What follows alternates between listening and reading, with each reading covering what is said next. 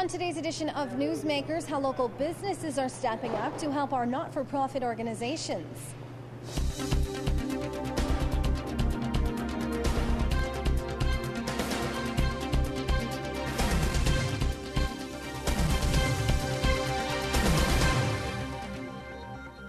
Welcome to Newsmakers. I'm Rosalind Horn. Today we're at First On Site in Kitchener talking to local businesses and not-for-profits as they work together to help serve an increase in need this holiday season. Newsmaker's Sarah Manette has the story. John Neufeld and his team of volunteers from the House of Friendship have been braving the cold for the past 4 days to give the gift of turkey dinner. Not only do we hand out Christmas hampers, this year we handed out about 20% more. We handed over 3,600. But we also, every family that gets a hamper can come and get a turkey. At this time of the year, many businesses around the region are stepping up to the plate to do their part for the community. And Brock Solutions in Kitchener is one of those businesses. As a company, we like to give back to the community. And one of the ways we give back is through the food bank, we have an annual fundraiser that lasts 3 weeks in the month of December. Staff at Home Depot have also volunteered their time to brighten up things around the Charles Street Men's Shelter. One of our core values is giving back to the community. We're certainly focused on partnering with the community and supporting them wherever we can. House of Friendship and specifically the Charles Street Hostel. We've been coming here for a few years and painting, helping out with paint projects. And I have a cooking background, so I've offered my services to hang out in the kitchen today. Steve Blakely of Brock Solutions says a little competition goes a long way. What we do as a company is we have our business units compete against each other, so it gets everyone going and get their competitive juices going. And we collect a lot of food for the food bank. In the last 4 years, we've collected 70,000 pounds of food and about $8,000 in cash donations. John says this year has not only been tough for people in need, but also for many businesses. This year, we've been impacted by the economy, no doubt about it. We've seen an increase in demand for our services.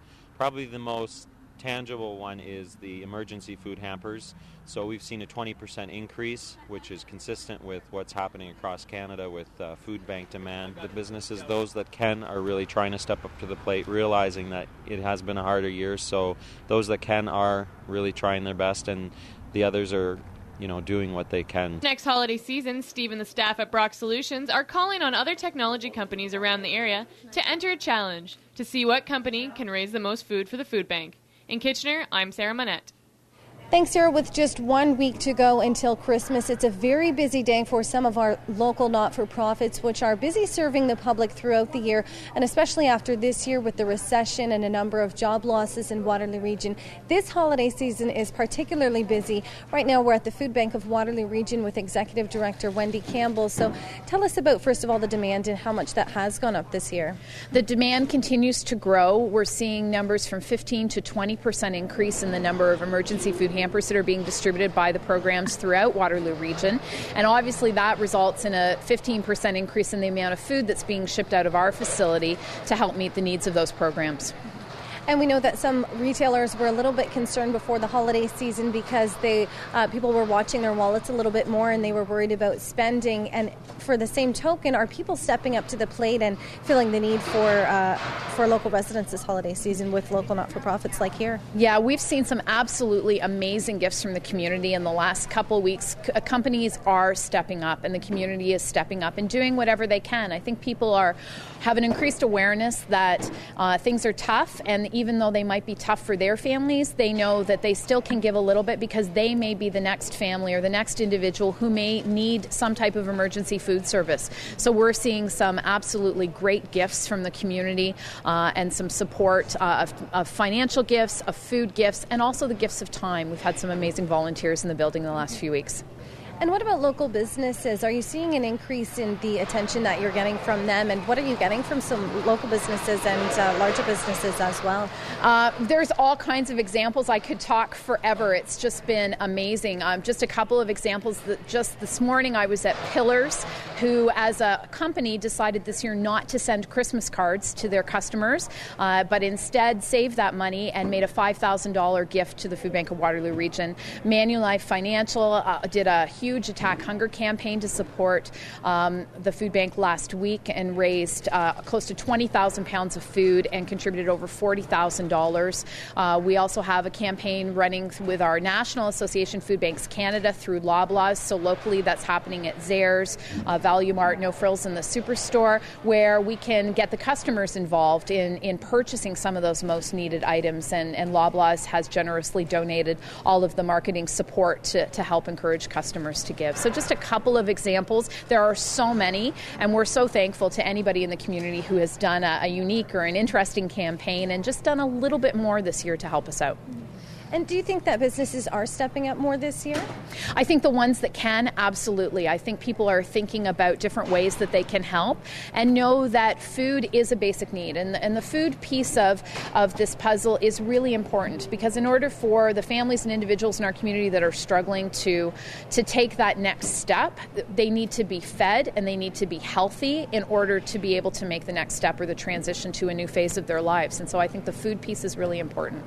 So with an increase in demand, are you confident with the amount of donations that you are receiving, and you're still getting stuff in today and also next week? Are you confident that's going to carry you through as far as this holiday food drive is meant to?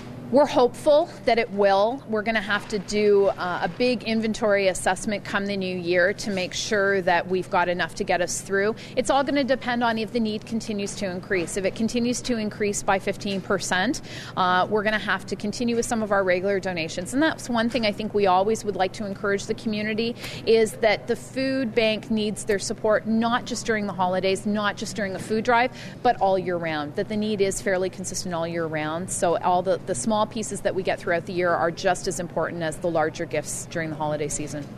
And are there ways people can still bring donations by, or when do some of the food drives, like in the grocery stores, for example, wrap up? The bins in the grocery store are there all the time. They're there year-round, and next week we're still picking up every single day. We're accepting donations here at the food bank at 50 Alpine Court, and a number of organizations are still running their holiday food drives, and so you can make a donation at your workplace campaign if you're having one. But the easiest way to do it is go and visit your local grocery store and pick up a couple of extra items, and we greatly appreciate it.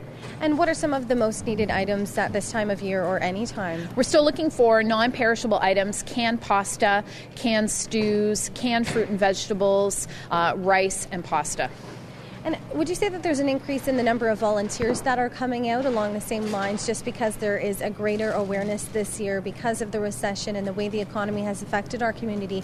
Do you think it's coming to more people's attention and encouraging them to come out? Yes, we've seen a lot of increase in the phone calls that we're receiving from people who want to help. We've had some amazing support from some corporate groups who not only have been contributing food and financial donations, but really want to give their time as well to help us sort all of these food donations. Our goal right now is to get the bulk of this food sorted by the middle of January so that we know exactly what we have in our inventory and we're able to distribute it to the agencies. Okay, well, thank you so much for your time. That's Wendy Campbell, the Executive Director of the Food Bank of Waterloo Region, and it's a very busy day as they're accepting more donations as well as doling them out to a lot of the member agencies that they do serve here in Waterloo Region. We're talking to some of our local not-for-profits about how they're coping through the holiday season, and we'll be back with more right after this.